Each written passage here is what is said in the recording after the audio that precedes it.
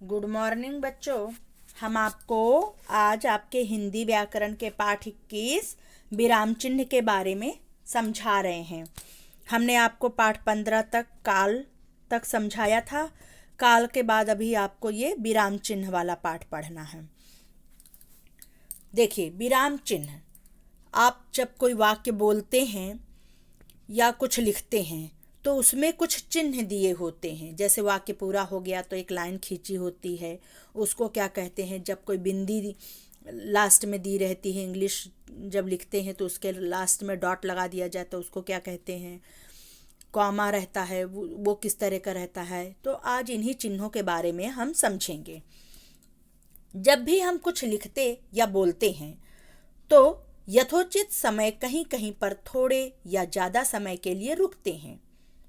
अतः हम भाषा लिखते समय जहाँ कहीं पर रुकते हैं वहाँ पर विराम चिन्ह लगाया जाता है। विराम चिन्ह का अर्थ है रुकना या ठहरना। लिखते समय भाषा को प्रभावशाली और सरल बनाने के लिए हम विराम चिन्हों का प्रयोग करते हैं। विराम चिन्हों से हम भाषा आसानी से समझ में आ जाती है तथा भाषा रोचक लगती है। देखिए, जब हम बात कर रहे थे, अभी आपको पढ़ रहे थे, तो कुछ रुक रहे थे कहीं कहीं पर, तो ये विराम चिन्ह का मतलब क्या होता है? रुकना या ठहरना। विराम चिन्ह का अर्थ ही होता है विराम। विराम मतलब रुकना, और चिन्ह यानी उसके चिन्ह। रुकने के लिए जब रुकना या ठहरना, विराम चिन्ह का मतलब क्या हुआ? रुकना या ठहरना। तो लिखित भाषा में विराम देने के लिए जिन चिन्हों का प्रयोग किया जाता है उन्हें विराम चिन्ह कहा जाता है। विराम चिन्ह किसे कहा जाता है? लिखित भाषा में विराम देने के लिए जिन चिन्हों का प्रयोग किया जाता है उन्हें विराम चिन्ह कहा जाता है। हिंदी में प्रयोग होने वाले विराम चिन्ह, अब देखिए, पूर्ण विराम, तो जब एक सीधी लाइन है वो क्या हुआ? पूर्ण विराम। प्रश्न चिन्ह, क्वेश्चन मार्क जिसको आप बोलते हो। विस्म सूचक चिन्ह, मार्क ऑफ एक्सक्लेमेटरी, ठीक है, सीधी लाइन, उसके नीचे बिंदी। अल्प विराम, छोटा सा कॉमा। अर्ध विराम में एक डॉट और फिर एक कॉमा। उप विराम में 2 डॉट लगे हैं। निर्देशक चिन्ह में सीधी लाइन, ऐसे टेढ़ी लाइन खींची है। विवरण चिन्ह में 2 डॉट और फिर लाइन खींची है, या 2 लाइन भी, 2 डॉट भी हो सकते हैं। फिर योजक या विभाजक चिन्ह में भी देखिए छोटी सी लाइन खींची है। लाघव चिन्ह गोल बना है। उदाहरण चिन्ह में उल्टा कॉमा लगा हुआ है और सीधे कॉमा भी 2 ठो लगे हुए हैं। कोष्टक आप सब लोग जानते हैं, ब्रैकेट जिसको बोलते हो। हंसपद या त्रुटिपूर्वक, तो ये उल्टा जैसे बना हुआ है। जब आप कोई कुछ लिखते हो और कुछ भूल जाते हो तो उसके नीचे उल्टा ऐसे साइन बना के फिर ऊपर लिख दिया करते हो, वही है हंस पद या त्रुटिपूर्वक, यानी गलती से छूटा हुआ जब कुछ निशान लगाते हैं उसको कहते हैं। हिंदी में प्रचलित प्रमुख विराम चिन्हों का वर्णन इस प्रकार है। पूर्ण विराम, प्रश्न सूचक वाक्यों को छोड़कर सभी प्रकार के वाक्यों के समाप्त होने पर पूर्ण विराम का प्रयोग किया जाता है और इसका चिन्ह क्या है? सीधी लाइन। डॉक्टर राजेंद्र प्रसाद भारत के प्रथम राष्ट्रपति थे। पूर्ण विराम। ताजमहल आगरा में स्थित है। पूर्ण विराम। फिर देखिए, अल्प विराम क्या है? अल्प विराम का प्रयोग क्षण मात्र रुकने के लिए वाक्यों के बीच में किया जाता है। इसका चिन्ह है कॉमा जिसको बोलते हो। तो अल्प विराम का प्रयोग कब किया जाता है? जब थोड़ा सा रुकते हैं।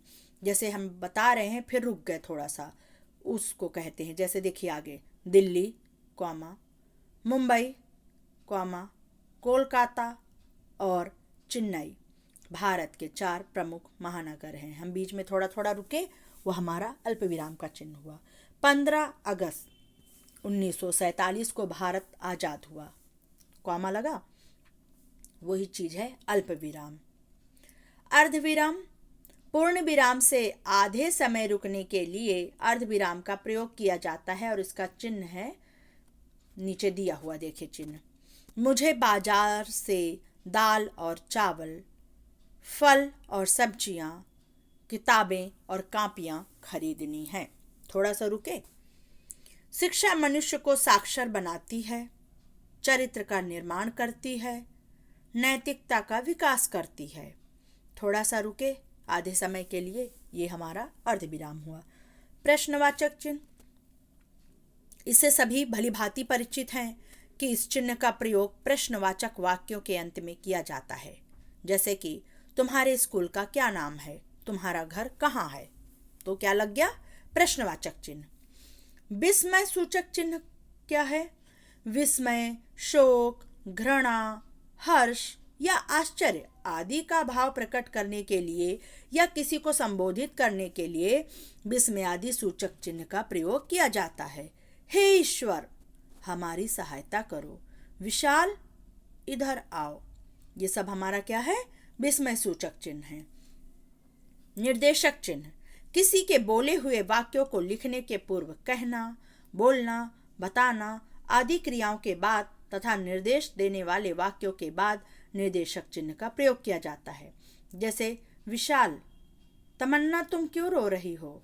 विशाल ने कहा, मैं आज विद्यालय नहीं आऊँगा। ये सब निर्देश है कि किसने क्या कहा। उदाहरण चिन्ह, इसे अवतरण चिन्ह भी कहा जाता है। उदाहरण चिन्ह दो प्रकार के होते हैं, एक हरा अवतरण चिन्ह और दूसरा दोहरा अवतरण चिन्ह। एक हरा में मतलब एक कॉमा लगा रहता है, एक अल्पविराम लगा रहता है, और दोहरा अवतरण में दो अल्पविराम लगे रहते हैं। इस चिन्ह का प्रयोग कवि या लेखक के उपनाम में, पुस्तकों, समाचार पत्रों, पत्रिकाओं के नामों में और सूक्तियों, कहावतों में किया जाता है। वाल्मीकि ने रामायण की रचना की, ये एक हरा अवतरण चिन्ह लगा। सत्य की विजय देरी में होती है, ये एक हरा अवतरण चिन्ह। और दोहरा कहाँ लगेगा? जिस चिन्ह का प्रयोग किसी के कहे हुए कथनों को ज्यों का त्यों रखने के लिए किया जाता है, जैसे कि सुभाष चंद्र बोस ने कहा, तुम मुझे खून दो मैं तुम्हें आज़ादी दूंगा। जिसके उसी के कहे हुए वाक्यों को उसी प्रकार से वापस से कहा जाता है, उसी के लिए ये प्रयोग किया जाता है। गांधी जी ने कहा, जैसे गांधी जी कह रहे हैं, क्या कह रहे हैं? सत्य ही ईश्वर है, तो उनके कहे हुए कथनों को ज्यों का त्यों रखा गया और यहाँ पर दोहरा अवतरण चिन्ह प्रयोग किया गया। योजक चिन्ह, इसका प्रयोग दो शब्दों में संबंध प्रकट करने के लिए और युग्म शब्दों के मध्य किया जाता है, जैसे कि सुख दुख, भूखा प्यासा, स्त्री पुरुष, माता पिता, तन मन, देश विदेश। तो इनके बीच में योजक चिन्ह लगा ना, उसको कहते हैं। कोष्टक, कोष्टक से भली भांति परिचित हो। कोष्टक का प्रयोग अनेक स्थितियों में किया जाता है, जैसे कि क्रम सूचक अंकों अक्षरों के साथ क ख ग घ 1 2 3 4 है ना, 1 2 3 4 5 ऐसे, तो ये सब। फिर देखिए, अर्थ स्पष्ट करने के लिए निरंतर लगातार अध्ययन करो।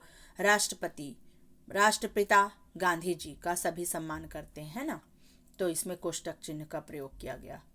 लाघव चिन्ह क्या होता है? शब्दों को संक्षिप्त रूप में लिखने के लिए लाघव चिन्ह का प्रयोग किया जाता है। जैसे हम लोग डॉक्टर, डॉक्टर को कैसे लिख रहे हैं? डॉ बना के गोला। पंडित, पंडित को पम बना के बिंदी। मास्टर को माँ बना के गोला। तो इस तरह के जो है शॉर्टकट लिखने का तरीका जो होता है, शब्दों को संक्षिप्त रूप में लिखने के लिए लाघव चिन्ह का प्रयोग किया जाता है। कृपया पृष्ठ उलटिए, तो है ना। फिर आते हैं आखिरी हमारा हंस पद। हंस पद लिखते समय जब कोई शब्द या शब्दांश छूट जाता है, जैसे कि आप कोई वाक्य लिख रहे हो और गलती से वहाँ पर कुछ भूल जाते हो, तो उल्टा लगा देते हो चिन्ह और फिर बाद में लिख देते हो, वही चीज़ है हंस पद बोलते हैं उसको। तुम्हारा नाम है, आपने तुम्हारा नाम लिखा, क्या भूल गए, तो उसके लिए हंस पद लगा दिया। यह विशाल घर है, का भूल गए तो वहाँ पर हंस पद लगा दिया। ये समझ गए। तो देखिए, विराम चिन्हों का प्रयोग क्यों किया जाता है? विराम चिन्हों का प्रयोग लिखित भाषा में विराम देने के लिए जिन चिन्हों का प्रयोग किया जाता है उसको क्या कहते हैं? विराम चिन्ह। तो क्यों प्रयोग किया जाता है? लिखित भाषा में विराम देने के लिए। विराम चिन्ह और उनके प्रयोग स्थान का वर्णन कीजिए। तो विराम चिन्ह कहाँ कहाँ प्रयोग होगा और उनके प्रयोग के स्थान, तो ये सबके आपको बताने हैं सारे चिन्हों का। फिर वाक्यों में उचित विराम चिन्ह लगाकर लिखना है। ये राजू, पूजा और राहुल घूमने गए, तो राजू कॉमा पूजा कॉमा, नहीं राजू कॉमा फिर पूजा और राहुल घूमने गए।